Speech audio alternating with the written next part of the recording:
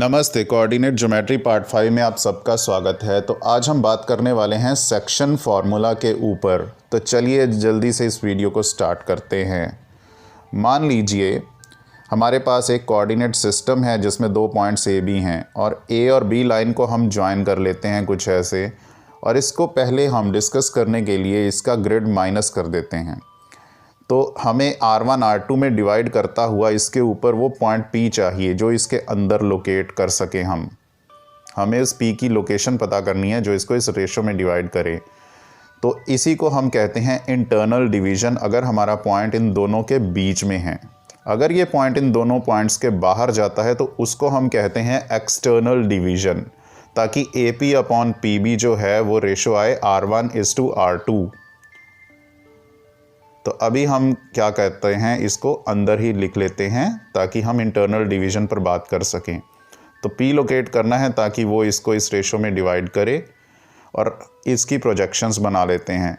इस ट्रायंगल में हम जानते हैं कि PP1 BB1 के पैरेलल है, तो इसके नीचे वाले पार्ट्स भी इसी रेशो में होंगे।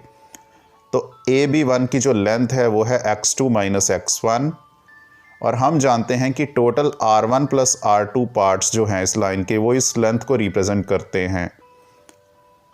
और ठीक इसी प्रकार से हम कह सकते हैं कि जो 1 पार्ट है वो x2 - x1 upon R1 + R2 को रिप्रेजेंट करेगा।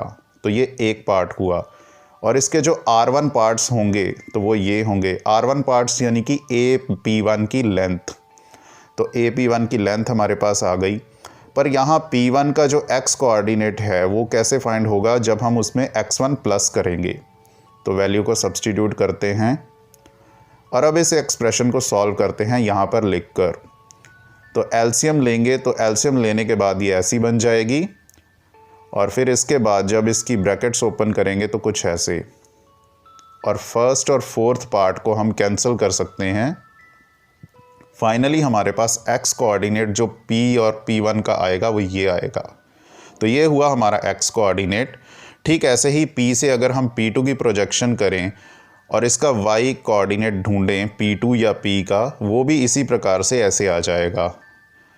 तो यही दो एक्सप्रेशंस को हमने सॉल्व करने के लिए इसको बनाया था। तो हमारे पास फाइनली ये दोनों कोऑर्डिनेट्स आ गए इस प्रकार, और यही हमारा सेक्शन फार्मूला कहलाता है, यानी कि P के वो कोऑर्डिनेट्स जो इसको इस रेशो में डिफाइन करते हैं। तो ये हमारी एक्सप्रेशन आ गई। ये है इंटरनल डिवीज़न के लिए, जैसा कि अभी हमने बात की थी।